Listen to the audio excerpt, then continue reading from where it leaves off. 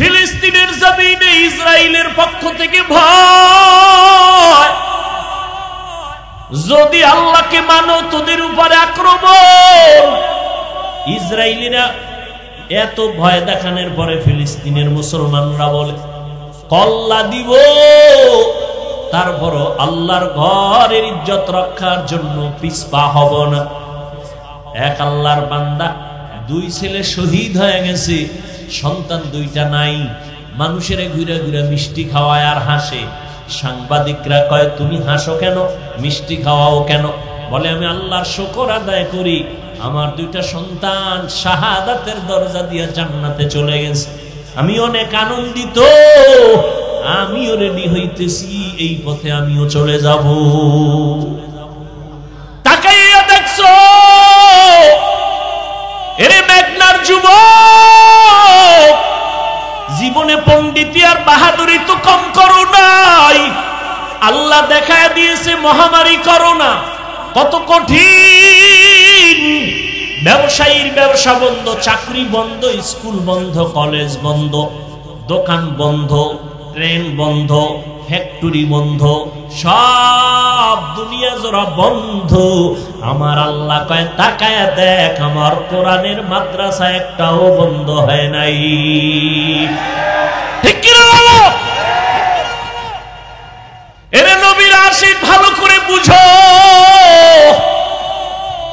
যেই সময় করোনায় মসজিদের দরজায় মানুষ ঢুকে খুব ভয়, ওই সময় খবর রাখছো নিরে যুবক, বাবায় করোনায় মারা গেছে, ছেলে বড় জেনারেল লাইনের টাকাওয়ালা, গরিবের টাকা দিয়ে কয় বাবার লাশটা দইরা রাস্তায় ফালায় রাখ। ঠিকই রাস্তায় ফালাইছে, জানালাটা লক কইরা দিছে। এই কুলাঙ্গার সন্তানগুলো একবারও জানালা খুইলা দেখে নাই বাবার লাশটা কুত্তায় খাইলো নাকি জানাজা হলো। ইতিহাস ভুলে যাস না রে মুসলমান, এই বাংলাদেশের শত শত করোনার লাশ আমার দেশের প্রশাসনের কিছু ভাইয়েরা আর আমার দেশের টুপিওয়ালা উলামায়ে কেরামরা এই করোনার লাশগুলো কাঁধের মধ্যে নিয়া গোসল করাইয়া, কাফন পরাইয়া, জানাজা পরাইয়া কবরে দাফন করেছেন। একজন হুজুরেও করোনায় মরে না। আল্লাহর কসম, আমরা বয়ান করেছি রাসূলের সুন্নাত, তুমি তখন সুন্নতের মায়ায় হাতটা ধোনায় বৃদ্ধাঙ্গুলি দেখাইছো। আর এখন তুমি মেডিসিন নিয়ে করোনার ভয়ে যদি দৈনিক 1000-12 ডোজ জীবনভর 2 বা 1টা সওয়াবও পাইবা না। আর মদিনাওয়ালা নবীর সুন্নাত 1500 বছর আগে সুন্নাত নিয়ম করে গেছেন। বর্তমান দুনিয়ার গবেষকরা, চিকিৎসা বিজ্ঞানীরা এগুলো গবেষণা কইরা বলতেছে, এই যুবকেরা সারাটা রাত মোবাইল হাতে নিয়ে গুগলে যা, জীবনভর তো আকামি করলি, আজকে একটা ভালো কাজ করিস রে বাবা। আজকে মোবাইল সারা রাত মোবাইল সামনে নিয়ে তাকায় তাকায় কবিরা গুনাহ করে করে করে করে চেহারাটারে নষ্ট করে ফেলেছ, অথচ নিজের তো ভাবো তুই দুনিয়ার বড় একজন দামি মানুষ, অথচ তোমার চেহারার মধ্যে কোনো আকর্ষণ নাই, কোনো লাবণ্যতা নাই, কোনো উজ্জ্বলতা নাই। গুনার কারণে তোমার শরীরটা দুর্বল, যৌবন শেষ, জীবন শেষ, লেখাপড়া শেষ, চরিত্র ধ্বংস। একবারও চিন্তা করো না রে বাবা, তোমার পরিণাম ফলটা কেমন হবে।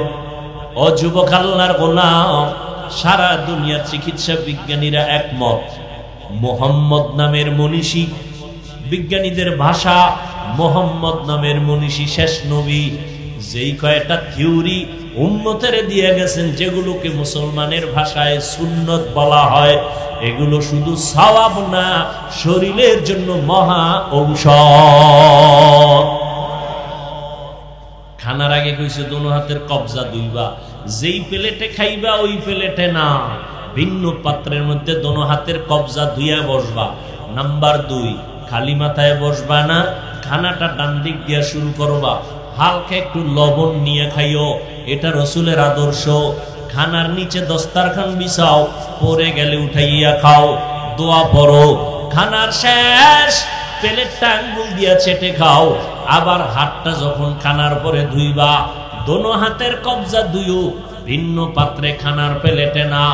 3 নাম্বার দামি একটা নবীর আদর্শ, খানা খাইয়া যে তোমরা জুটা বানাও। জুটা, তুমি বান্দার আল্লাহর কাছে এত দাম, তোমার মুখের জুটাটাও আল্লাহ বৃথা ফালায়া দেয় নাই। আল্লাহ কয় জুটাটা আর একদল মাখলুকতের রিজিক হয়ে গেছে, তুই খাও না এটা খাইবে বিড়ালে, তুই যেটা খাও না এটা খাইবে কুকুরে, তুই যেটা খাও না বান্দে খাইবে জিনে। অতএব খানার জুটাটা এটা একটা শুকনা পাত্রে রাখবি, শুকনা জায়গায় ফালাবি, বিড়াল যেন খায়া শুকর আদায় করে, কুকুর খাইয়া যেন শুকর আদায় করে। পানির মধ্যে ফেলবি না। গাদ্দারিয়ার রাসূলের সুন্নতের বিপরীত আমল। সুন্নত হলো শুকনা পাত্রের মধ্যে জুটা ফালাও, পানির মধ্যে ফেলবা না, আল্লাহ বেজার হয়ে যাবে। তো আল্লাহ পাক রব্বুল আলামিন মানুষ দুনিয়াতে পাঠাইছেন পরীক্ষা দেওয়ার জন্য। 5টা জিনিসের মাধ্যমে আল্লাহ মুমিনের পরীক্ষা নিবেন। এ দুনিয়া পরীক্ষার হল। পরীক্ষার হলে কেউ ঘুমায় না, খানা খায় না। দুনিয়াটাও মুমিনের জন্য খানার জায়গা না, ঘুমের জায়গা না। ঘুমাবে জান্নাতে, মনের মতো খাবে জান্নাতে। দুনিয়া শুধু পরীক্ষা দিবে। কিসের পরীক্ষা? আল্লাহ অন্য আয়াতে বলেন, আল্লাযী খালাকাল মাউতা ওয়াল হায়াতা লিয়াবলুয়াকুম আইয়ুকুম আহসানু আমালা ওয়া হুয়াল আজিজুল গফুর।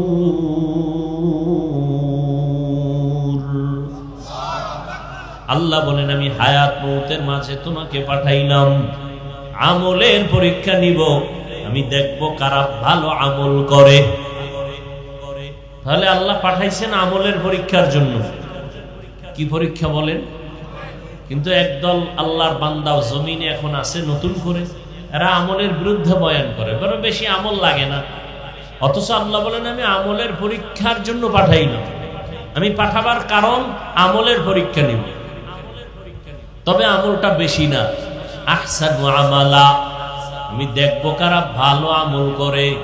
আকসারু আমালা বলেন নাই, বেশি আমল কারা করে আল্লাহ দেখবেন না, আল্লাহ দেখবেন কারা ভালো আমল করে। কিন্তু কোন দিনের আমলটা ভালো এটা আপনারও জানা নাই, আমারও জানা নাই। এজন্য আমল চালু রাখো। একদিন করতে করতে করতে করতে করতে করতে হঠাৎ করে বান্দার আমল যদি একদিন ভালো বলে আল্লাহর কাছে কবুল হয়, একটা সেজদাই জান্নাত ওয়াজিব হয়ে যাবে।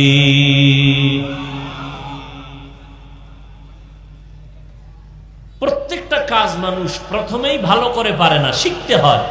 কথা ঠিক না? শিখতে হয়, ভালো করে পারে না। এই ভাই তুমি এই কাজটা ভালো করে করো, ভাই শিখতে হবে, সময় দেন। তো করতে করতে করতে করতে শিখতে শিখতে এক সময় ভালো হয়। ঠিক তেমনি ভাবে আমল ভালো করো।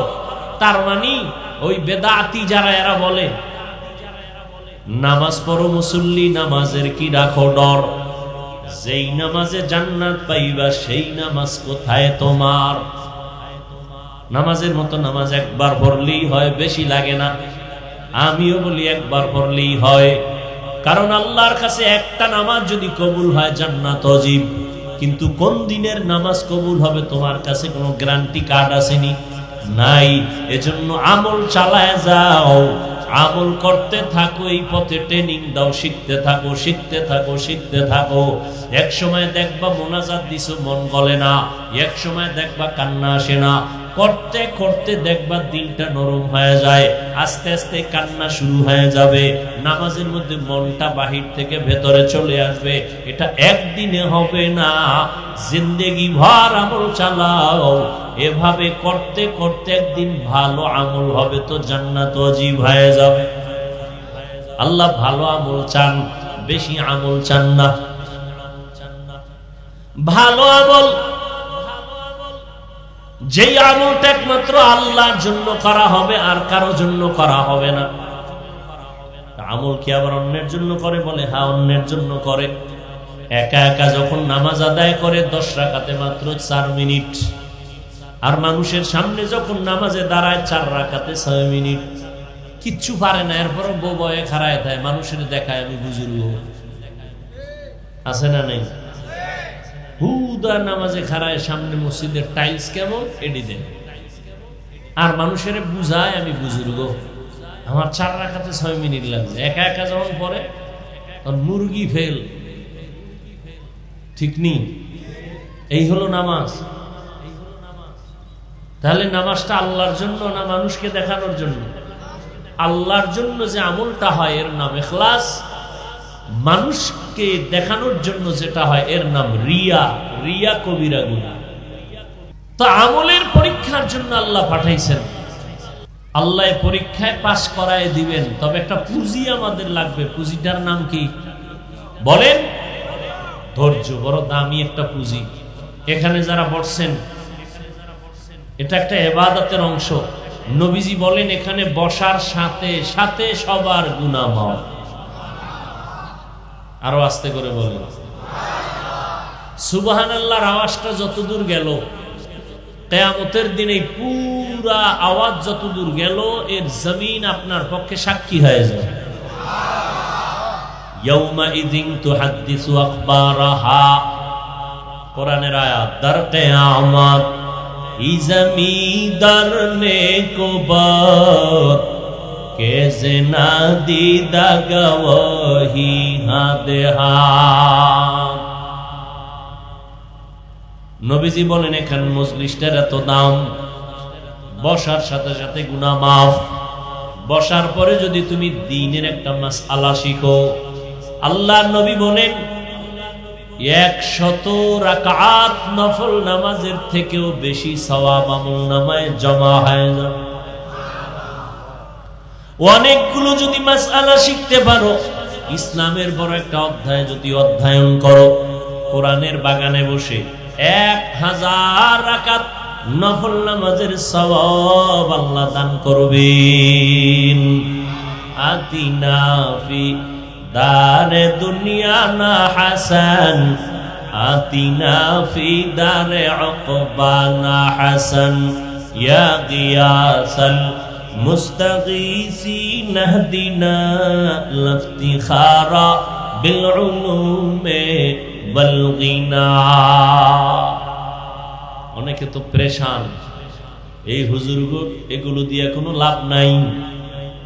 লাভ আছে না নাই বুঝার কোনো টেনশনও করি না, কিন্তু দিন শেষ হিসাব মিলায় দেখলাম 1500 পর্যন্ত বছর পর্যন্ত আল্লাহর দিন যাদের কাছে আছে এদের মতো সম্মানিত জমিনে আর কেউ হতে পারে নাই। সম্মান দেওয়ার মালিককে আল্লাহ চোখের সামনে দেখায় দিলেন। কোরআন ওয়ালাদের এত দাম। আল্লাহ পাক যাকে সম্মান দেন তার কোনো ডিগ্রি লাগে না। দুনিয়ার মানুষ সম্মানের চেয়ারে বসাবার জন্য ডিগ্রি খুঁজে, আর আমার আল্লাহ পাক যারে পছন্দ করেন তারে সম্মানের চেয়ারে বসাইয়া যা যোগ্যতা প্রয়োজন দিয়ে দেন। আল্লাহ যোগ্যতা দেখে চেয়ারে বসায় না, চেয়ারে বসাইয়া যোগ্যতা দিয়ে দেন। আল্লাহ পাকের নিজাম। দুনিয়ার মানুষের সিস্টেমের টোটাল উল্টা। আল্লাহ পাক জমিনের মধ্যে আমলের পরীক্ষার জন্য আমাদের পাঠাইছেন। পরীক্ষায় যদি পাশ করতে চাও, ধৈর্য নামের পুঁজিটা অর্জন করো। ধৈর্য বড় দামি একটা সম্পদ। ধৈর্য যারা অর্জন করতে পারবে আল্লাহ তাদের বড় বড় 2টা পুরস্কার দান করবেন। একটা পুরস্কার দিবেন দুনিয়ায়, আর একটা পুরস্কার দিবেন আখিরাতে। দুনিয়ার পুরস্কার হলো আল্লাহ বলেন আমি তার সঙ্গী হয়ে থাকবো। ইয়া আইয়ুহাল্লাযীনা আমানুস্তাঈনু বিস-সাবরি ওয়াস-সালাহ ইন্নাল্লাহা মা'আস-সাবিরিন।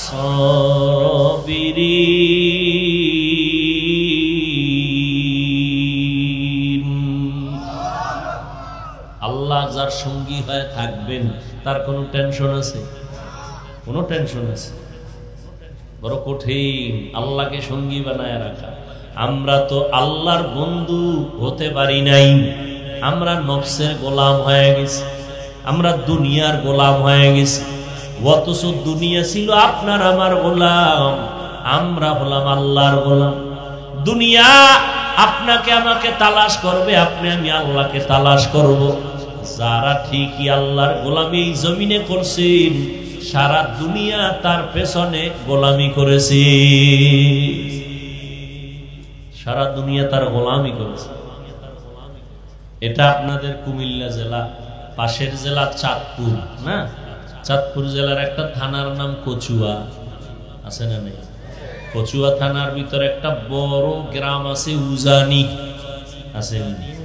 উজানির জমিনের মধ্যে একজন কুতুবুল আলম আছে ইব্রাহিম রহমাতুল্লাহ আলাইহি। ইতিহাস মুছে দেওয়ার কোন সুযোগ নাই। নোয়াখালীর জমিনে তার বাবার বাড়ি, টাকার বালিশ বানায় ঘুমায় তার বাবা নোয়াখালীতে। ওগুলো সব ফালাইয়া আল্লাহর মোহাব্বতের তালাশে চলে গেলেন ভারত। রশিদ আহমদ গাঙ্গুহি রহমাতুল্লাহ আলাইহির সোহবত নিলেন। এরপরে কেরাতে সাবআ পড়লেন, 7 লাহিজায় কেরাত পড়লেন, কোরআন শিখলেন। বাইতুল্লাহর কিনারায় গিয়া কোরআন তেলাওয়াত শুরু করলেন। ছোট একটা মসজিদের খাদেম হয়ে গেলেন, নামাজ পড়াচ্ছেন। তেলাওয়াতের মজা পাইয়া আরবের মানুষ এক মেয়েকে বিবাহ দিয়ে দিল।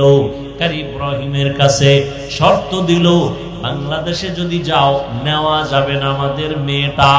কিন্তু এক সময় রশিদ আহমদ গাঙ্গুহি চিঠি লিখলেন, ও ইব্রাহিম বাংলাদেশে যাও, কালেমার খেদমত শুরু করে দাও।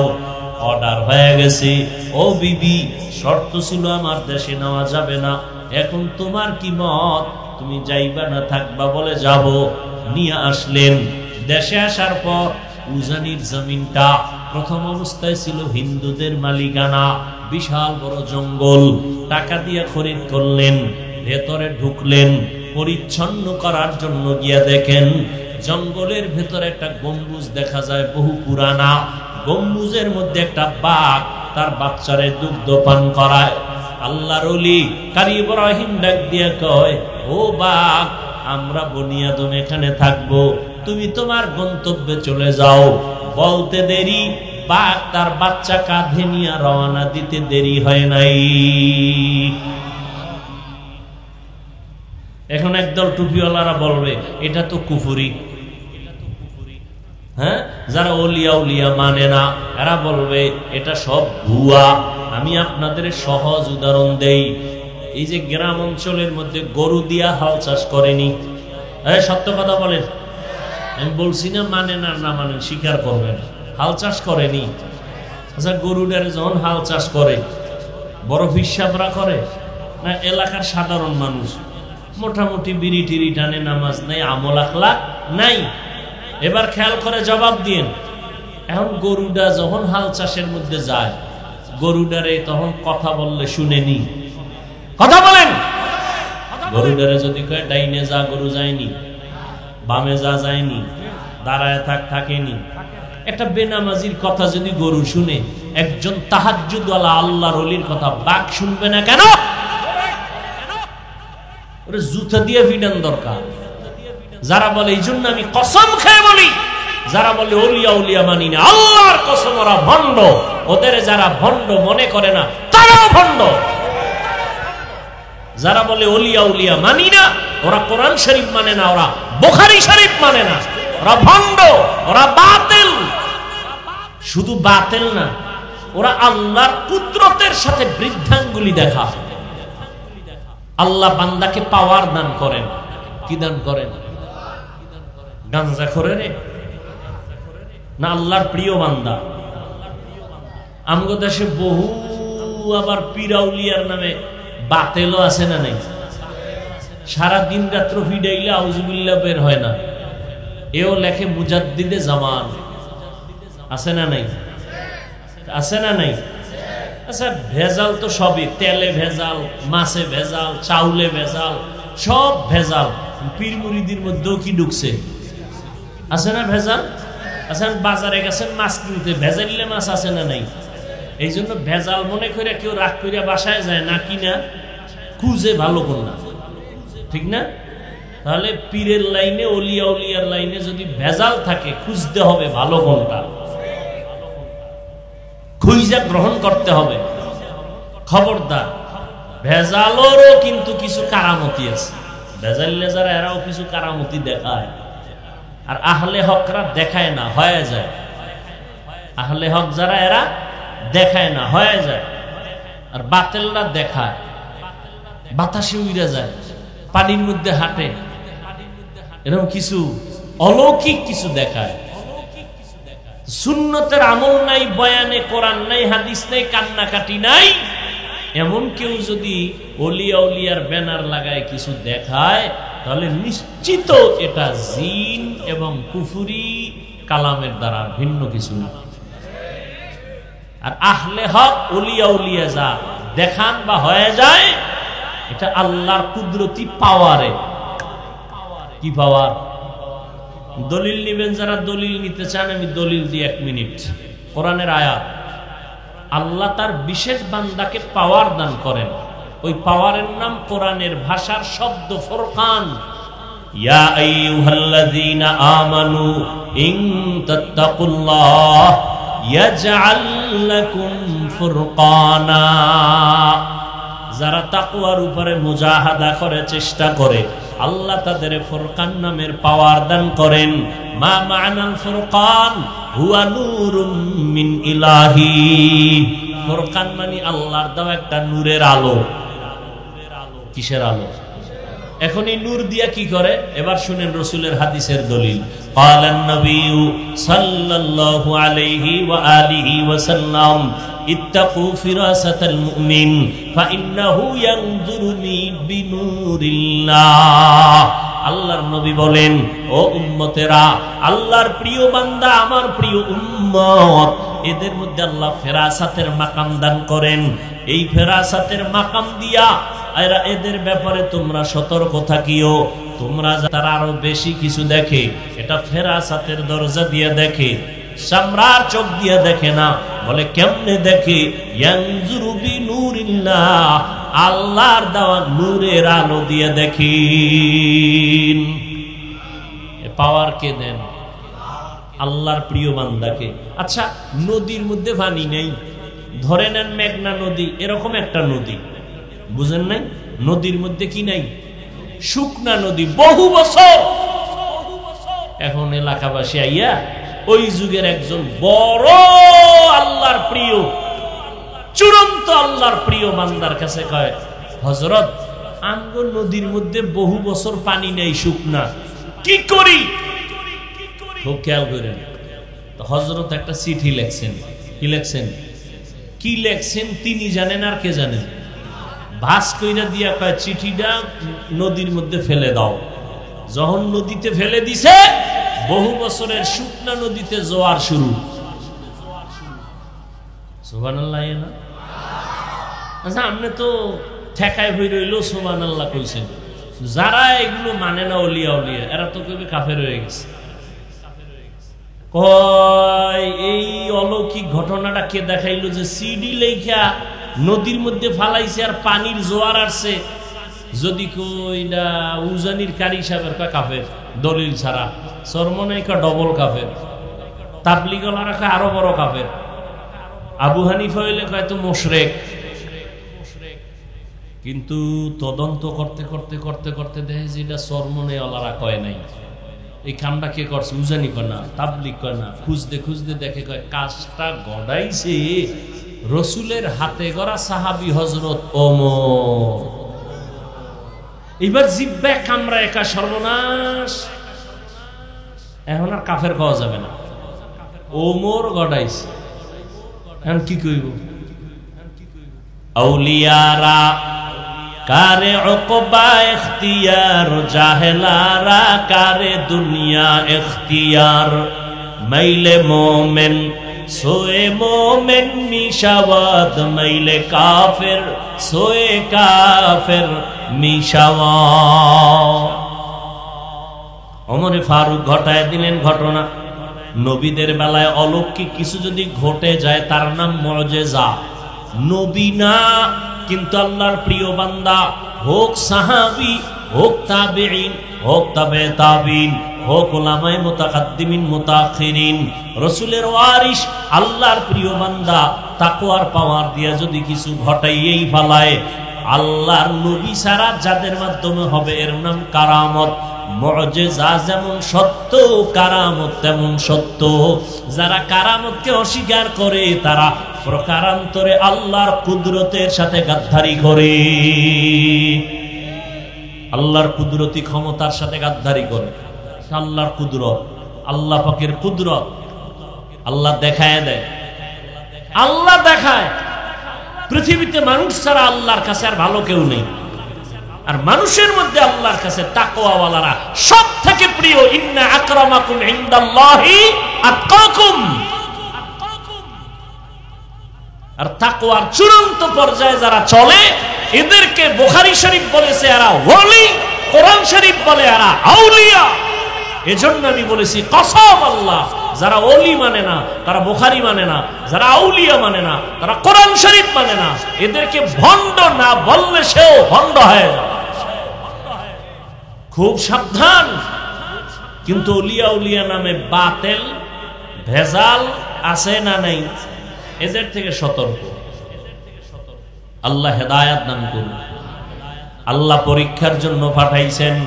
5টা জিনিসের দ্বারা আল্লাহ পরীক্ষা করবেন। পাশ করার জন্য পুঁজি লাগবে ধৈর্য। ধৈর্যের এত দাম, আল্লাহ 2টা পুরস্কার ধৈর্য ধারণকারীদের দান করবেন। একটা দিবেন দুনিয়ায়, বলে ফেলছি কিন্তু দুনিয়ায় যেটা দিবেন কি বলছি বলেন তো? ভুলে গেছেন 2 মিনিটে? আল্লাহ কি হয়ে যাবে? সঙ্গী হয়ে যাবেন। এ তো কোরআনের আয়াত।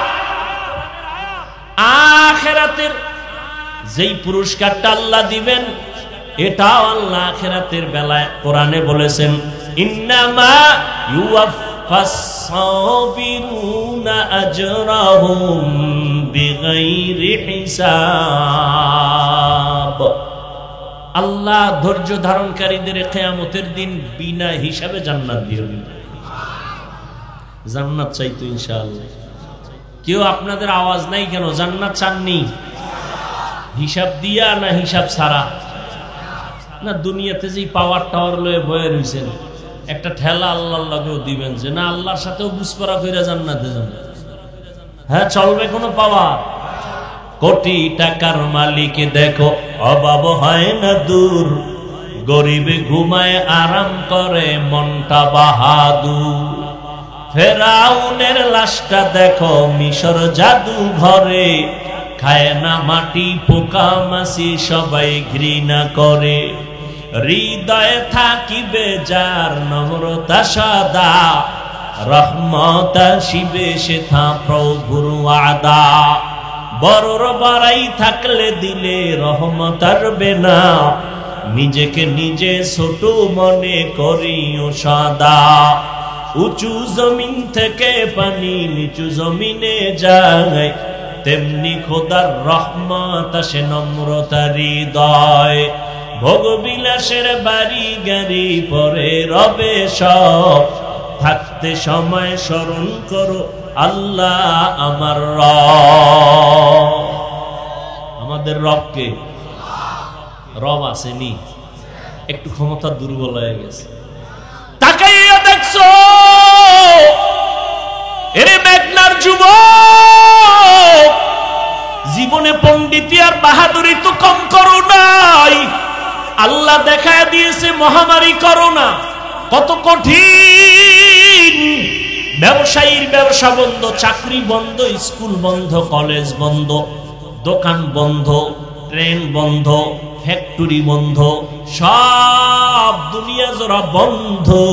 আমার আল্লাহ কয় তাকায় দেখ আমার কোরআনের মাদ্রাসা একটাও বন্ধ হয় নাই। ঠিক কি বলো? এরে নবীরা আশিক চোখের সামনে তাকাইয়া দেখ আমার মাওলার কুদরতের কারিশমা করোনার সময় মাস্কের উপরে মাস্ক, ট্রিপল মাস্ক। এখন নাকি গবেষকরা লেকচার দিয়ে কয় যারা টিকা লাগাইছে এগো নাকি এখন বিপদ আছে সামনে। দেখছেননি কারবার? এরে নবীর আশিক ভালো করে বুঝো, যেই সময় করোনায় মসজিদের দরজায় মানুষ ঢুকে খুব ভয়, ওই সময় খবর রাখছো নিরে যুবক, বাবায় করোনায় মারা গেছে, ছেলে বড় জেনারেল লাইনের টাকাওয়ালা, গরিবের টাকা দিয়ে কয় বাবার লাশটা দইরা রাস্তায় ফালায় রাখ। ঠিকই রাস্তায় ফালাইছে, জানালাটা লক কইরা দিছে। এই কুলাঙ্গার সন্তানগুলো একবারও জানালা খুইলা দেখে নাই বাবার লাশটা কুত্তায় খাইলো নাকি জানাজা হলো। ইতিহাস ভুলে যাস না রে মুসলমান। এই বাংলাদেশের শত শত করোনার লাশ আমার দেশের প্রশাসনের কিছু ভাইয়েরা আর আমার দেশের টুপিওয়ালা উলামায়ে কেরামরা এই করোনার লাশগুলো কাঁধের মধ্যে নিয়া গোসল করাইয়া, কাফন পরাইয়া, জানাজা পরাইয়া কবরে দাফন করেছেন। একজন হুজুরেও করোনায় মরে না। অনেকে তো এখনো মাস্ক লাগায়। হাত ধুই, আমরা যে আজীবন অস করছি খানার আগে হাত ধুইও, দোনো হাতের কবজা, কানে হান দেয় না।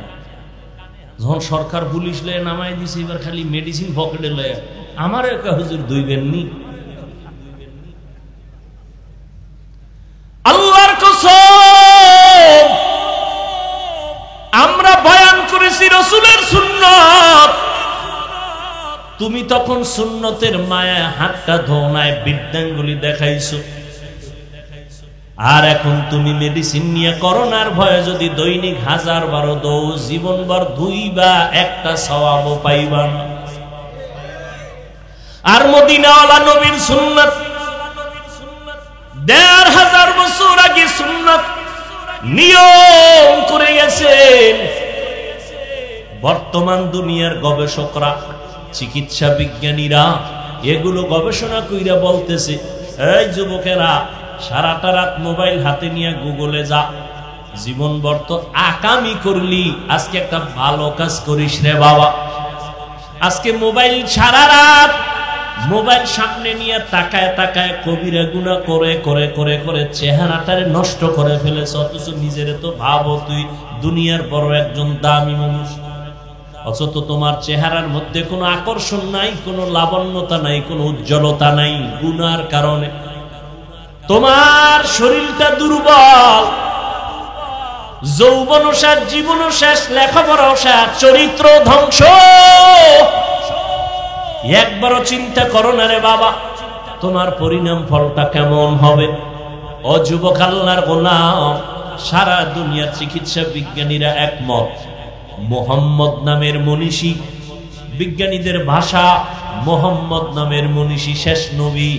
যেই কয়টা থিওরি উম্মতের দিয়ে গেছেন, যেগুলোকে মুসলমানের ভাষায় সুন্নত বলা হয়, এগুলো শুধু সওয়াব না, শরীরের জন্য মহা ঔষধ।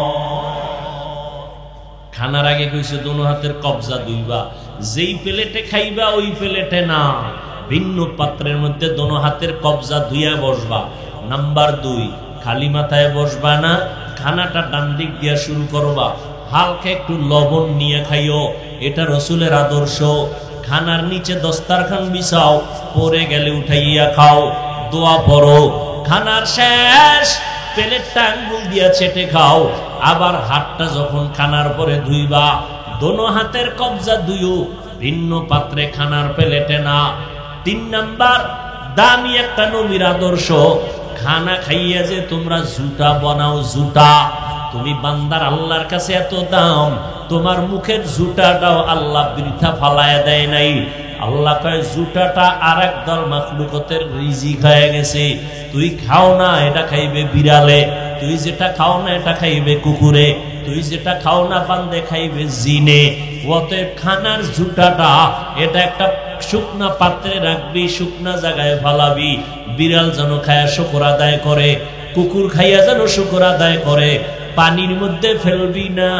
গাদ্দারিয়ার রাসূলের সুন্নতের বিপরীত আমল। সুন্নাত হলো শুকনা পাত্রের মধ্যে জুতা ফালাও, পানির মধ্যে ফেলবা না, আল্লাহ বেজার হয়ে যাবে। কি ওয়াজ নিবেন আজকে বাড়িতে? এই একটা ওয়াজ নিয়ে যান যে জীবন ভর আর জুতা পানিতে ফেলবো না।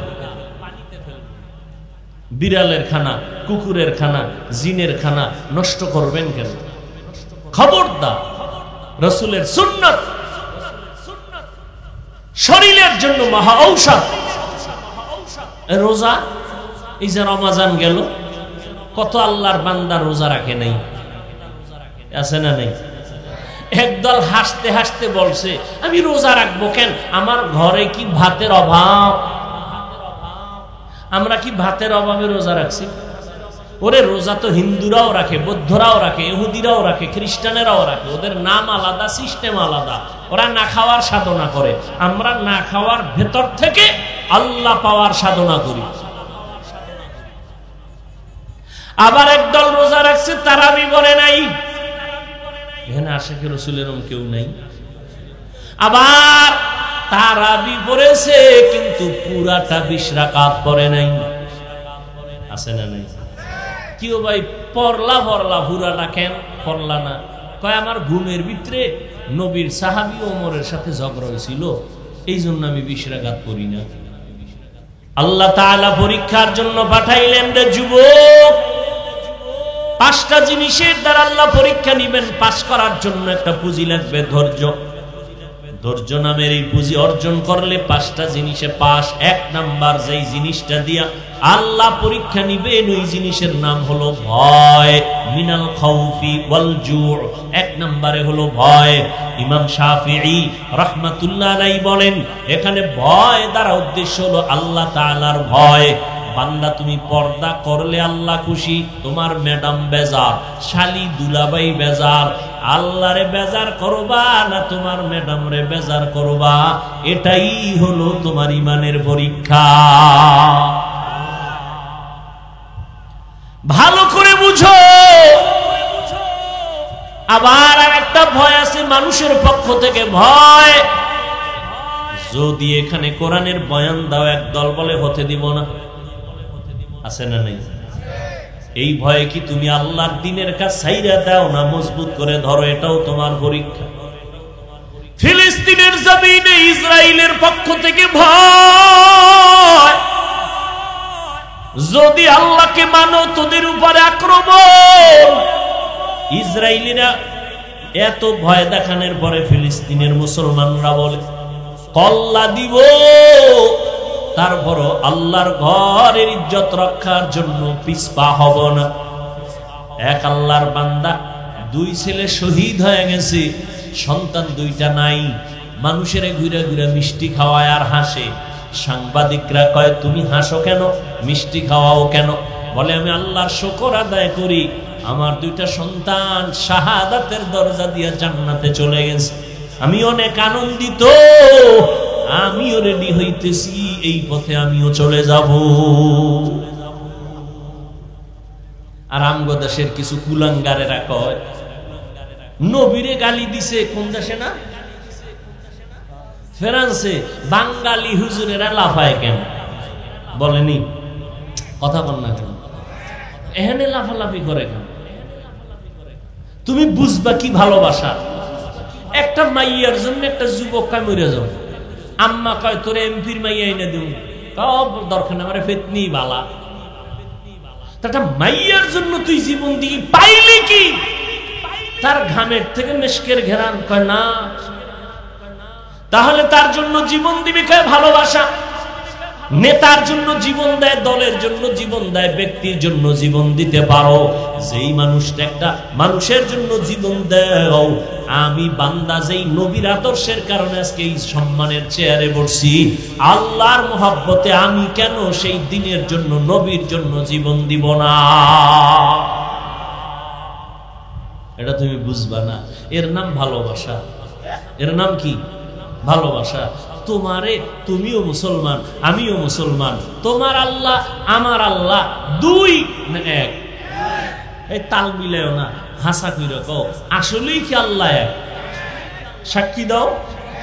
তোমার নবী আমার নবী, বলো তোমার কোরআন আমার কোরআন, তোমার ধর্ম আমার ধর্ম, তোমার কাবা আমার কাবা, তোমার কালেমা আমার কালেমা, তোমার আমার দুনিয়াতে আসার সিস্টেম নাকি শুধু মেঘনাওয়ালারা লঙ্গি ভরে আসছি, নাকি বিদায় বেলার সিস্টেম কি?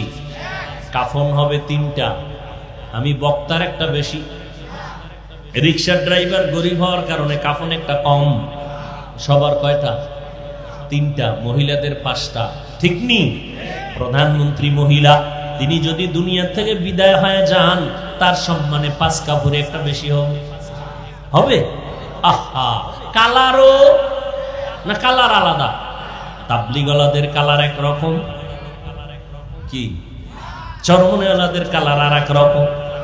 কে ধনী কে গরিব, কে আলেম কে মূর্খ, কে এমপি কে মন্ত্রী, কে রাজা কে প্রজা, সবার কাফনের কালার এক, সংখ্যাও এক। কাফনের উপরে লেখা থাকবে এমপি সাহেবের লাশ, থাকবে। তাহলে আজকে আমি বক্তা হইয়া যত ভাব দেখাই, তুমি যত ভাব দেখাও, সব ভাবওয়ালার ভাব সাদা কাফনে শেষ, শেষ, মরার আগেই শেষ। এরে নবীর আশিক, কবরের সাইজও নাকি মেঘনাওয়ালাদের কবর 7-8, সবার সাইজ। কবরে জানাজা পড়ায় মাটি দিয়া যখন বিদায় হবে ফেরেশতা কয়জন? 2 জন। প্রশ্ন 3টা, কয়টা? আমাকেও যেই প্রশ্ন, আপনাকেও সেই প্রশ্ন, বিধর্মীকে যেই প্রশ্ন, মুমিনেরও সেই প্রশ্ন, সবার বেলায় একই প্রশ্ন 3টা। রবের পরিচয় দাও, ধর্মের পরিচয় দাও, রাহমাতুল লিল আলামিনের পরিচয় দাও। আহা, কেমনে ওয়াজ করব? আপনারা তো ওয়াজ ভালো বুঝেন, না বুঝলে কি আমাকে ভুল ধরেন? ভালো বুঝেন। আচ্ছা, আপনার আল্লাহ এক, আমার আল্লাহ এক, আপনার আমার নবী এক, কাবা এক, ধর্ম এক, কালেমা এক, সব এক, তাই তো? কথা বল না। তাহলে আপনার টুপি পরতে লজ্জা লাগে আর আমার টুপি না পরলে লজ্জা লাগে, বিষয় কি?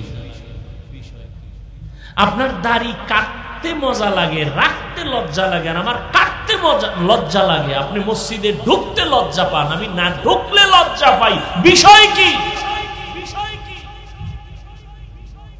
আজকে তো বয়ান হিন্দুদের করা দরকার ছিল, আপনাদেরকে বয়ান করবো কেন? আপনারা আল্লাহ মানেন, নবী মানেন, কোরআন মানেন, হাদিস মানেন, বয়ান আপনাকে করবো কেন? যেখানে যাই মা বাবার খেদমত করার হুজুর ওয়াজ করেন। সেদিন মিডিয়ায় একজনে শুনাইলো যে সন্তান বাবার ইচ্ছা রকম ভিডিওইতেছে, এটা আবার ভিডিও করে যাচ্ছে। কত বড় কুলাঙ্গা! এরে যুবক, তুমি আল্লাহ মানো, নবী মানো, কোরআন মানো, হাদিস মানো, তোমাকে বয়ান কেন? অথচ পায়ে ধরে 12টা মাস তোমাদের পেছনে দৌড়াই, বিনয়ের সাথে ওয়াজ করি, মনে হয় তোমার টাকার কেনা গোলাম। এরপরেও তুমি নামাজ পড়তে চাও না, রোজা রাখতে চাও না, মা বাবার খেদমত করতে চাও না। মোবাইলে একটু মায়ের খবর নিবা, বাবার খবর নিবা। অনেক সন্তান আছে এতটুকু করে না, ঠিক না? মোবাইলের উন্নতি, ঘরে ঘরে মোবাইল, সন্তান যে কয়জন, সদস্য যে কয়টা, মোবাইল সেই কয়টা। বিদেশ থেকে আসবে বড় হাদিয়া মোবাইল, শাড়ি লাগবে না, গহনা লাগবে না, লাগবে মোবাইল, দামি মোবাইল। হ্যাঁ, ভালো আবার খারাপ। এরে যুবক, আল্লাহ পাক রব্বুল আলামিন ভয়ের দ্বারা পরীক্ষা নিবেন, ধৈর্যের সাথে বান্দা পাস করতে হবে। জীবন চলে যাবে, আফসোস নাই, তারপর আল্লাহকে বেজার করা যাবে না। কি যাবে? আচ্ছা, ইহুদি, খ্রিস্টান, হিন্দু, বৌদ্ধ সহ সমস্ত বিধর্মীরা ইসলামের বন্ধু না দুশমন? সবাই স্বীকার করেন। আচ্ছা, শুধু এরা না, আমাদের মধ্যে কিছু আছে না দুশমন? কথা বলেন। ওই যে কোরআনের আওয়াজের মাইক একটু কমাইয়া দাও, বহু বন্ধু আছে। গানের আওয়াজ কমাও, এরকম কোন বন্ধু হয়নি। কথা ঠিক না? এই যে উপজেলা চেয়ারম্যান সাহেব বলছে না যে আমি 5 বছর আছি তো ওয়াজ মাহফিল চলবে, বন্ধ হবে না। কথা বলেন না কেন? হেও একজন চেয়ারম্যান, আর এক জায়গায় আর এক চেয়ারম্যান কইছে এনে ওয়াজ হতে দেওয়া হবে না। হেও ভিআইপি চেয়ারম্যান আছে না নাই? এটাও ইমানের পরীক্ষা। আল্লাহ হেদায়াত দান করুন।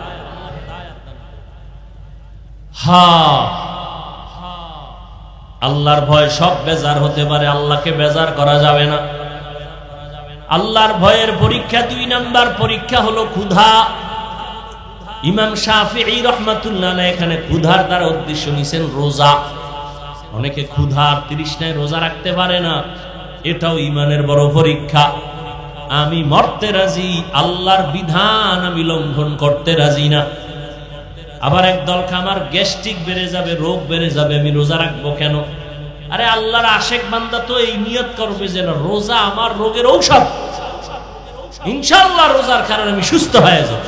এই উল্টাটা ধরছে। ভাইরা আমার, ভালো করে বুঝেন, আল্লাহ তাআলা ক্ষুধার দ্বারা পরীক্ষা নিবেন। না খাইয়া বান্দা দিনের জন্য কষ্ট, আল্লাহর মোহাব্বত ক্ষুধার দ্বারা পরীক্ষা। আজকে দেখছেননি কিছু মানুষ মুমিন আছে, একটু খানা দানায় যদি কষ্ট পায় দৌড়ে যায় লোন আনার জন্য, হারাম টাকায় ব্যবসা করুক। অথচ আল্লাহর নবীর কথা, রাসূল আল্লাহর কথা কোরআনে স্পষ্ট, যারা হারাম টাকায় সুদের টাকা লাগায় ব্যবসা করবে, 24টা ঘন্টার সেকেন্ডে সেকেন্ডে সেকেন্ডে মায়ের সাথে জিনার গুনাহ লেখা হবে। ও পর্দার আড়ালের আম্মা জান, আপনি যদি সুদের সাথে জড়িত থাকেন, আপনার জন্মদাতা বাবার সাথে জিনার গুনাহ লেখা হবে। পুরুষ যদি জড়িত থাকে, মায়ের সাথে জিনার গুনাহ লেখা হবে। আল্লাহর মোহাব্বত বড় কঠিন জিনিস। এই যে একটু আগে বললাম, আপনিও আল্লাহর গোলাম, আমিও আল্লাহর গোলাম, আপনার নবী আমার নবী এক, কোরআন এক, অথচ আপনারে বয়ান করা লাগে কেন? এরপরও বয়ান করিয়াও তো লাইনে আনা যায় না। বয়ানের পরেই কেউ আবার তওবা করে, আবার কেউ চায়ের দোকানে গিয়া বিরোধিতাও করে। অথচ চিন্তা করে না আমার মরণটা কখন হবে জানা নাই, কবরে কি উপায় হবে আমার। এই রোজার ঈদে কত প্রাণ চলে গেল, যুবক যুবকের তাজা তাজা প্রাণগুলো চলে গেল। ও আল্লাহর বান্দারা, কয়দিন আর দুনিয়ায় বাঁচবা? আল্লাহর নবী পর্যন্ত দোয়া করলে উহুদ পাহাড় স্বর্ণ হয়ে যাইত। সেই রহমতের নবী আমার ক্ষুধার কারণে পেটের মধ্যে পাথর বেঁধেছিলেন। সাহাবায়ে কেরাম কষ্ট, সীমাহীন কষ্ট করেছেন। আল্লাহর নবীর সাহাবী যুদ্ধের ময়দানে গেলেন, ঘরের মধ্যে স্ত্রী আছে আর একটা বাচ্চা আছে, আর কেউ নাই। আল্লাহর বান্দা নবীর সাহাবী যুদ্ধে গেলেন, যুদ্ধে কমপ্লিট শেষ করে এরপরে বিজয় হইয়া বাড়িতে রওনা।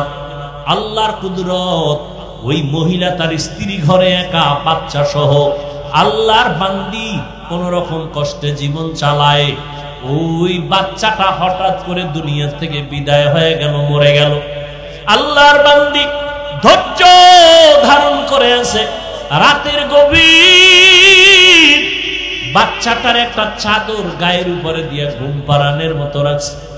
আল্লাহর বান্দা সাহাবী ঘরে আসছেন, সালাম দিয়েছেন, হাসি মুখে স্বামীকে খানা দানার আয়োজন করেছে। এবার খানায় বইয়া স্বামী জিজ্ঞাসা করে, ও বিবি, আমার কলিজার সন্তানটা কই? স্ত্রী একবারও বলে না যে মারা গেছে। আল্লাহর বান্দি কয়, আমগো সন্তানটা ঘুমায়। যুদ্ধের ময়দান থেকে আসছে।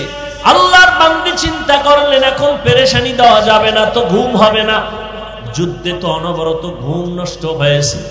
রাতের বেলা ঘুমায় গেলেন, স্বামীও স্ত্রীও ঘুমায়ছেন, বাচ্চাও ঘুমাচ্ছে। ফজরের আজান হয়ে গেল, নামাজ পড়লেন দশজন। নামাজের পরে আল্লাহর বান্দি কেমন বাবার সন্তান, কেমন আল্লাহর বান্দি, আল্লাহর ভয়, স্বামীকে ডাক দিয়ে কয়, স্বামী মনটা ফ্রেশ? বলে হ্যাঁ ফ্রেশ। একটা কথা বলবো, কষ্ট নিবেন নি? বলে না। বলে কথাটা হলো, আপনার কাছে যদি কেউ কোনো জিনিস আমানত রাখে, রাখবেন নি? বলে হ্যাঁ রাখবো। সময় মতো যদি চায় দিবেন নি? কয় দিব। কয় দেওয়ার পরে মনে কষ্ট আসবে নি? কয় না, আসবে না। আল্লাহর বান্দি স্ত্রী ডাক দিয়া কয়, স্বামী আল্লাহ দয়া করে আমাদের একটা সন্তান দিছিলেন, বড় আমানত। সন্তানটা গতকাল মরিয়া গেছে, আল্লাহ আমানত নিয়ে গেছেন। এই কথা শুই না আল্লাহর বান্দা সাহাবী একটা চিৎকার মেরে বেহুশ হয়ে গেল। এরপরে হুশে আইসা আল্লাহর দেওয়া আমানত আল্লাহ নিয়ে গেছেন, আমার কোনো দুঃখ নাই। তবে আমি আশ্চর্য হয়ে গেলাম, মহিলাদের তুলনায় পুরুষের ধৈর্য বেশি, কিন্তু তুমি এমন ধৈর্য ধারণ কেমনে করলা আমি বুঝতে পারি নাই। আমি আশ্চর্য হয়ে গেলাম। আমার দিল বলে আমার মাওলা তোমারে জান্নাত দিবেন, তবে আজ আবার একটু ওয়াদা দাও, আমারে জান্নাতে যখন যাইবা আমারে নিয়ে যাইবানি।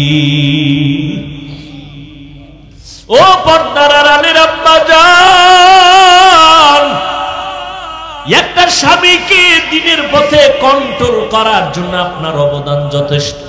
একজন আল্লাহর বান্দি স্ত্রী যদি স্বামীকে জিজ্ঞাসা করে, ও স্বামী আমার, তোমার ঘরে কষ্ট করে আমি চলবো, কিন্তু কোনোদিন এক পয়সা হারাম ঘরে ঢুকাইবা না। আমার সন্তান নাবালেগ বাচ্চা, ওর রক্ত পবিত্র, হারাম টাকা দিয়ে আমার বাচ্চার রক্ত নাপাক করতে দিব না। একজন স্ত্রী যদি একটু কষ্ট করে হিম্মত করে, ওই ঘরে কোনোদিন হারাম টাকা স্বামী ঢুকাইতে পারে না। এরে আল্লাহ, এই জন্যই তো আল্লাহর নবী বলছেন, বিবাহ করার আগে দেখো, তুমি যা জিগাও দেখবা দিনদারি আছে কিনা। তোমার স্ত্রী কোরআন পড়তে পারেনি, তোমার স্ত্রী যার গর্ভে আছে সে নামাজ পড়েনি। একটা দুধের গাভী কিনতে গেলে জিগায়, এই যে গাভীটা নিতেছি কয় কেজি দুধ হয়? কয় 10 কেজি। কয় মায়ের দুধ হইতো কয় কেজি? তাহলে ধারণা হবে মায়ের যদি 15 কেজি হয়, বাচ্চার ওই পরিমাণ হবে। একটা গাভীর দুধ খাওয়ার জন্য মায়ের খবর নেয়। আর যেই মেয়েটাকে নিজের আপন বানায়া দুনিয়ার সংসারের বাগান সাজাবে, ওই স্ত্রীর খবর নিল না তার মা পর্দা করেনি। কারণ পর্দাওয়ালার মাইয়া পর্দাওয়ালা হবে, আম গাছে কোনোদিন কাঁঠাল হবে না। বেপর্দা দয়ুসের ঘরে কখনো কোরআনওয়ালা পর্দাওয়ালা হতে পারে না। কিন্তু আমনেও যে খবর লইবেন, আমনেরও তো তলা নাই। আপনি বিয়ার আগে খুঁজতেছেন বিদেশ নেওয়ার ভিসা দিবানি। হারামখোর, বাথরুমে ঢুইকা 10 গ্রাম পায়খানা খাইও। যারা যৌতুক খাও, নিমক হারাম।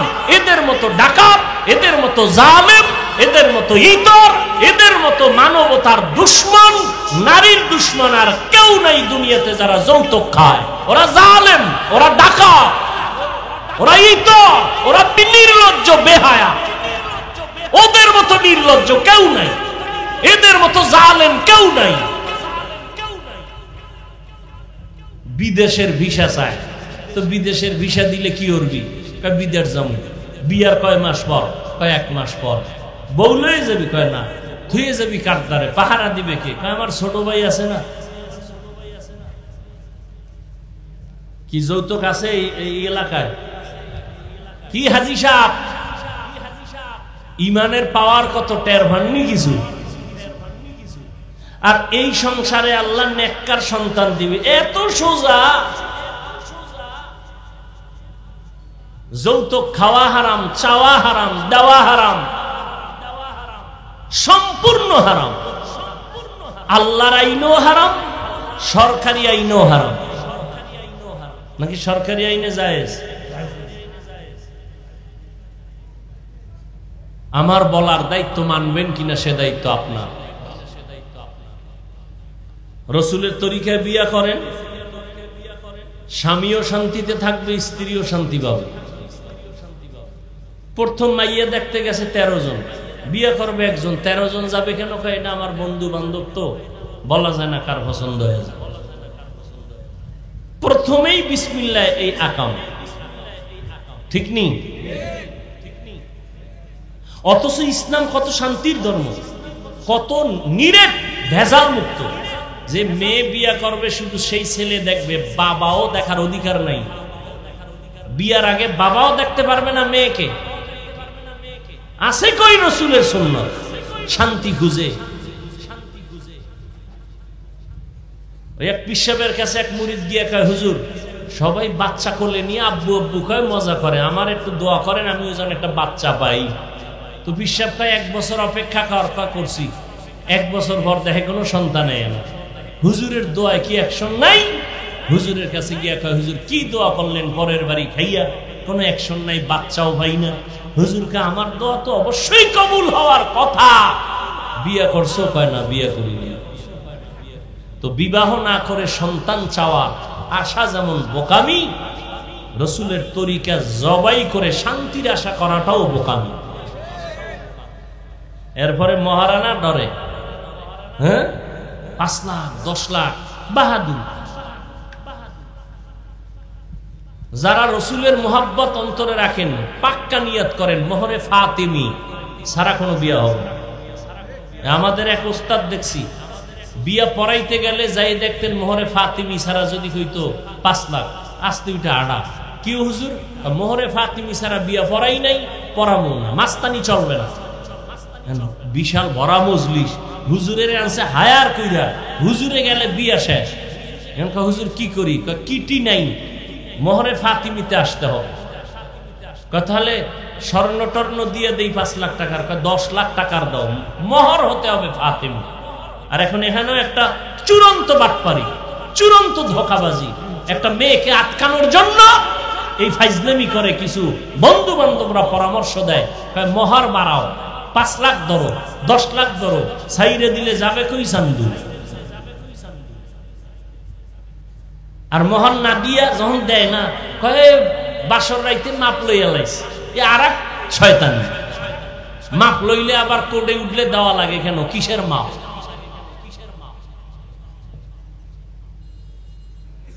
এরপরে আসেন বিয়ে যখন রেডি, এবার গায়ে হলুদ, হারাম হারাম হারাম হারাম, গায়ে হলুদের এই ছাতা মাথা সব হারাম। 5 তলা বিল্ডিং কাঁপতেছে রাত্র 12টায়। ইমাম সাহেব কয়, কি হাজি সাহেব? কয় দাওয়াত পান নাই? কি? আমার মাইয়ার বিয়া না, গায়ে হলুদ চলতেছে ছাদের উপরে, সম্মিলিত নাচ গান চলতেছে ওখানে। এই বিয়ে শান্তি হবে কি? আপনার আকল কি বলে শান্তি হবে? কোনদিন হবে না। আল্লাহ হেদায়েত দান করুন। এরপরে বিয়ার পরে মাইয়ার বাড়ি অনুষ্ঠান ইসলামে নিষেধ। অনুষ্ঠান হবে ছেলের বাড়ি। হ্যাঁ, মাইয়ার বাবায় যদি খাওয়াইতে চায় তাহলে মুষ্টিমেও মানুষ গিয়া খাও, জনমের মতো যাইয়া রে ফকির বানায় না, খাইয়া সব। আমরা কইছি জামু 100, উনি 100-র আয়োজন করছে। যাওয়ার সময় দুনিয়া দেখে যে 299 জন রেডি। এবার মাইয়ার বাবার পলানের অবস্থা। এরপরে সব ভেজালে ভেজালে, এই সংসার কেমনে শান্তির হবে? আল্লাহ হেদায়েত দান। হায় হায়, আল্লাহ মাফ করেন। সব কথা বলাও যায় না, মুখে লজ্জা লাগে বলতে। যে আকাম হয় এই সমস্ত বিষয়ের মধ্যে, মুখে বলতেও লজ্জা লাগে। ভিডিও টিডিও কইরা তসনস কইরা ভালো, পর্দার কোনো ভালাই নেই। 2-1 হুজুর দাওয়াত দেয়, যদি গজব টজব এত ফিরেইব কি? বিয়ার অনুষ্ঠান মানে একটা মিনি সিনেমা হল। তো হুজুরের দাওয়াত দিছে ইমাম সাহেব, হুজুরে দেয় সর্বনাশ, এখানে ঢুকি কেমনে? তো হুজুরের আমাকে বারান্দায় পর্দার ওই পাশে ওখানে বল খাওয়ান দিয়ে মন 4টে বাজে দিকে ধুমধাম খাওয়ান, হুজুরের খবর নেই। হুজুরে টেলিফোন করে, ধরেও না। হঠাৎ করে সর্বনাশ, হুজুর আমনেই নেই, এই তাড়াতাড়ি খানা দাও। হুজুরের দিয়ে ওই সিফা দিয়া হেরে বিদায় দিছে।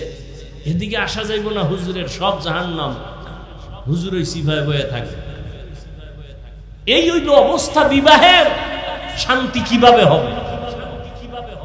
পার্লারে নিয়ে যেই পরিমাণ সাজায়, নাম কালা মানুষের আস্তা জোনাকির আলো বানায়, চিনা যায় না এটা মানুষ না হলুমান। আল্লাহ সবাইকে হেদায়াত দান করুন। রাগ করতেছেন আপনারা? আপনাদের শান্তির জন্য বইলা গেলাম কথাগুলো। আমার কোনো ব্যক্তিগত স্বার্থ নাই, কারো উপরে আক্রোশ নাই। আমার একটা যুবক কলিজার মানুষ, সে শান্তিতে জীবন যাপন করবে। জীবনের আপন স্ত্রীকে শান্তির জন্য একজন নেককার দরকার, কোরআন পড়নেওয়ালা দরকার, ভালো মায়ের সন্তান। আর নিজেও নিয়ত ভালো করো, 2 হাতে কামাই করব, কোনদিন ফকিন্নির মতো শ্বশুর বাড়ি 1 টাকাও চেয়ে নিব না। তোমার আল্লাহ হাত দিছে না, তুমি ফকিন্নির ভাব ধরো কেন? ওই যে সাংবাদিকরা ঢাকার শহরে 2-1টার ধরে ভিক্ষা করে, হাত নাই, খুইজা টুইজা বাইর করে বস্তার মশা খুইলে দেয় যে হাত সোজা। আরে ভিডারে ভিডা, এই হলো আমাকে অবস্থা। আল্লাহ 2টা হাত দিছে, বেটা জিদ নাই, তুই না পুরুষ, তুই কি মহিলা? তোর জিদ নাই, জিদ করবি, নিজের পায়ে দাঁড়ায় বিয়া করবো, শ্বশুর বাড়ির থেকে ফকিন্নির মতো 1 টাকাও চেয়ে নিব না, বরং শ্বশুরের গোষ্ঠী সুদ্ধা আমি কামাই করে খাওয়াবো, বাহাদুরির সাথে চলবো, বউ যেন কোনোদিন চোখ তুলে কথা বলতে না পারে। আর বিয়ার শুরুতেই বউয়ের গোলাম হয়ে গেছে, কন্ট্রোলে আনবা কেমনি? আগে থেকে ফ্রি মাইন্ড, আসার পরে ডোন্ট মাইন্ড। ওর নাম ধরে ডাকে স্বামীর হৃদয়, হৃদয় স্ত্রীর নাম ধরে ডাকে বেবি, ফ্রি মাইন্ড। এইবার যখন সন্তান একটা হইছে না, ফ্রি মাইন্ড, সন্তানও ডাকে একদিন বড় হইয়া হৃদয়, বাবারে বাবা কয় না, হৃদয়, বাবাকে কি রে কয় ডোন্ট মাইন্ড, মায়েরে ডাকে বেবি। মানুষের সামনে যদি এরম হয় তো উভয় কি? জুতার বাড়ি খাওয়া ভালো। সন্তান আব্বুও ডাকে না, আম্মুও ডাকে না, হৃদয় আর বেবি ডাকে। কি করা যায়? ঘটক সাহেব বুদ্ধি দাও, তুমি না মাঝখানে আছি। বুদ্ধি দিয়া কয় কোনো বুদ্ধি নাই, জুতার বাড়ি ছাড়া তো একটা বুদ্ধি আছে, বাচ্চাটারে মাঝখানে বসাইয়া তুমি আর স্ত্রী 2 পাশে, একবার তুমি বউরে কবা আম্মু, বউ তোমারে কইবা আব্বু, এইভাবে কয়েকবার রিহার্সাল দাও তো সন্তান আব্বু শিখবে, নয় আর ছাড়া কোনো তাবিজ নেই। ডোন্ট মাইন্ড আর ফ্রি মাইন্ডের কি পরিমাণ জুতার বাড়ি, এবার হিসাব কর। হাসো, সারা দুনিয়ার বেঈমানের মধ্যে আব্দুর রহমান নামে কোন সন্তান আছে? বেঈমানদের মধ্যে আব্দুর রহমান নামে কোন সন্তান আছে? রহিমা নামে কোন মেয়ে পাবেন? তুমি মুসলমানের বাচ্চা, কোরআন হাদিসে নাম নাই, তোমার নাম সবুজ কেন? তোমার বাবার নাম গম্বুজ কেন? তোমার নাম বৃষ্টি কেন? হাসি কেন? খুশি কেন? ইসলামে তোমার নামের অভাব পড়েছে। সন্তানের নাম বিপদ, বিপদ সন্তানের, সাগর, নদী। হ্যাঁ, নির্লজ্জতার চূড়ান্ত সীমায় চলে। আগে নাম রাখার জন্য আলেম ওলামার কাছে যাইতো, 7 দিন হইল, হুজুর একটু খেজুর মুখে লইয়া দেন, আর আমার একটা সন্তান হয়েছে, নাম রাইখে দেন। এখন আর দরকার নাই, গুগলে সার্চ দিয়ে নাম বের করছে, নাম বের করছে, নাম রাইখে দিয়েছে। উল্টা পাল্টা নাম, এটি মুখে আনতেও লজ্জা লাগে। আল্লাহ হেদায়াত দান করুন। শান্তির জিন্দেগি চাইলে রসুলের আদর্শের বাইরে কোনো শান্তি নেই। সমস্ত দুনিয়ার বিধর্মীরা এই কথা মানতে বাধ্য। এই জন্যই তো দলে দলে মুসলমান হয়, হিন্দু মুসলমান হয়, খ্রিস্টান মুসলমান হয়, ইহুদি মুসলমান হয়। মুসলমানের ঘরে জন্ম নিয়া মুসলমানের বুঝাইতে পারলাম না। আল্লাহ সবাইকে হেদায়াত দান করুন। ভয়ের মাধ্যমে পরীক্ষা, ক্ষুধার মাধ্যমে পরীক্ষা, সম্পদের ঘাটতির মাধ্যমে, মানে ইমাম শাফিঈ বলেন এখানে যাকাত উদ্দেশ্য। কিয়ামতের আগে বড় লোকেরা যাকাত দিবে না, জরিমানা মনে করবে, অথচ যাকাত আল্লাহর বিধান। সংক্ষেপে বলে ফেললাম, যাকাত দাও, মাল থেকে দান সদকা করো, এটা বড় পরীক্ষা। 4 নাম্বার, জানের ঘাটতি, আল্লাহ সন্তান দিয়ে নিয়ে যাবেন, আবার অসুস্থ বানায় রাখবেন, আল্লাহর মুহাব্বতের পরীক্ষা। তুমি এই জায়গায় ধৈর্য ধারণ করে আল্লাহর উপরে ভরসা করে চলো। 5 নাম্বার ফলের দ্বারা পরীক্ষা। ইমাম শাফি রাহমাতুল্লাহ আলাইহি বলেন এখানে ফল দ্বারা উদ্দেশ্য তোমার সন্তান। মহিলাদেরকে আল্লাহ কোরআনে বলছেন এরা জমিনের ক্ষেতের ফসল হলো সন্তান। এই সন্তান দিয়ে আল্লাহ পরীক্ষা নেবেন।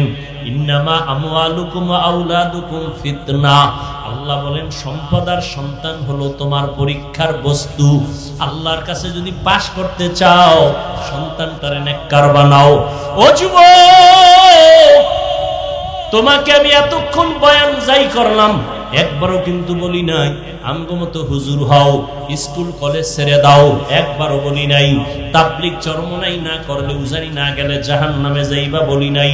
তুমি যে লাইনে থাকো আমার দাবি একটা, ডাক্তারি পড়ো আলহামদুলিল্লাহ, ইঞ্জিনিয়ার হও, একজন প্রফেসর হও, স্কুলে পড়ো কলেজে পড়ো আলহামদুলিল্লাহ, চাকরি করো ব্যবসা করো বাধা নাই। তবে অনুরোধ তুমি নবীর তরিকা মেনে 5 বেলার নামাজ পড়ো, মা বাবার দোয়া নাও, আলেম ওলামাদের সাথে বেয়াদবি করবা না, মুরব্বির দোয়া নিয়ে ভালো ব্যবহার নিয়ে চলো। তুমি ডাক্তার হলো তোমার সম্মান থাকবে আকাশ বরাবর। তুমি মরিয়ে গেলে তোমার নামে ইতিহাস লেখা হবে সুনামের সাথে। তুমি ইঞ্জিনিয়ার হও তোমার সম্মান থাকবে সবার উপরে দেশব্যাপী। তুমি একজন প্রফেসর হও তোমার সুনাম হবে সারা দেশব্যাপী।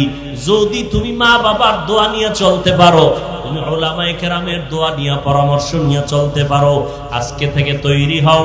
স্কুলে পড়ি কলেজে পড়ো আর যেখানেই থাকো একটু চিন্তা করো তোমার মতো যুবক জীবনে মাদ্রাসায় পড়ে নাই, স্কুলে পড়ে কলেজে পড়ে চাকরি করে ব্যবসা করে 5 বেলার নামাজ পড়ে আছে না নাই? তুমি কেন পারবা না রে বাবা? তোমার মতো যুবক র‍্যাব আর্মি পুলিশ বিডিআরে চাকরি করে আজকে তাকায় দেখো নামাজ ছাড়ে না। তুমি কেন পারবা না?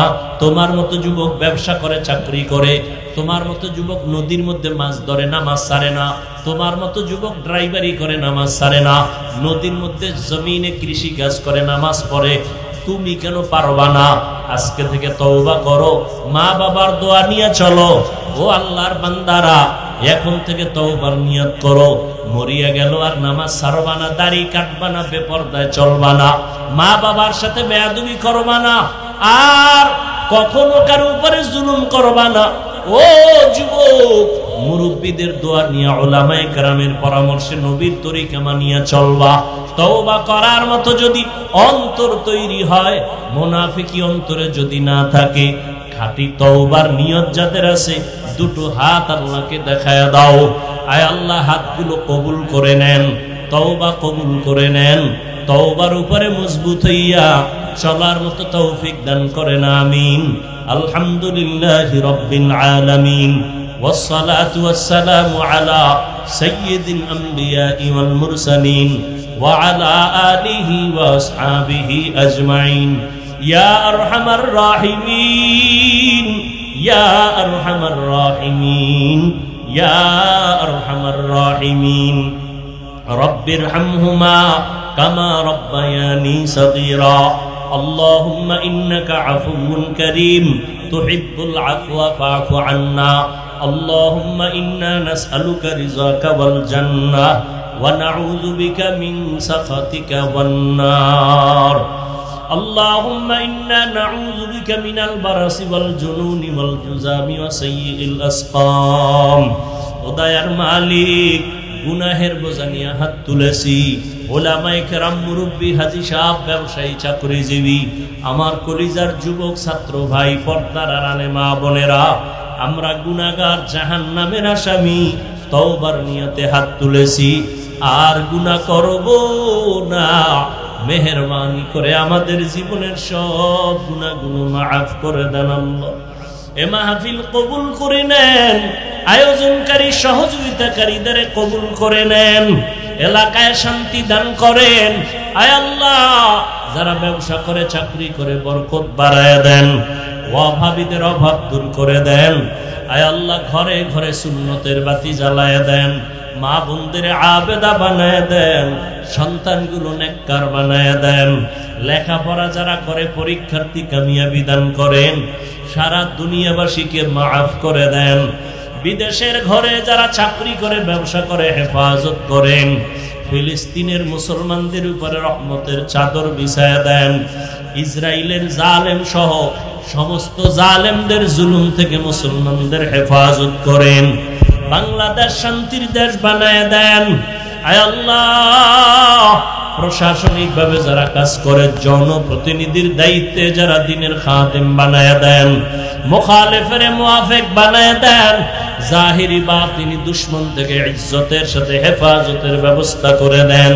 আমাদের জান, আমাদের মাল, আমাদের আহাল পরিবার, আয় আল্লাহ ইজ্জতের হেফাজতের ব্যবস্থা করে দেন। আয় আল্লাহ মুখালিফের মুআফিক বানায় দেন। ও দয়ার মালিক, সমস্ত মসজিদ মাদ্রাসাগুলো কবুল করে নেন। অন্যান্য শিক্ষা প্রতিষ্ঠান নবীর আদর্শে কবুল করে নেন। আয় আল্লাহ হালাল ভাবে ব্যবসায় বরকত দান করেন, হারাম থেকে হেফাজত করেন। দাম্পত্য জীবন সুখময় করে দেন, দিলের নেক আশা পূরণ করে দেন। উলামা তোলাবা উম্মতের অন্তরে ইজ্জত বাড়ায় দেন। ইলম ও হিকমত আমলে বরকত দান করেন। রিয়া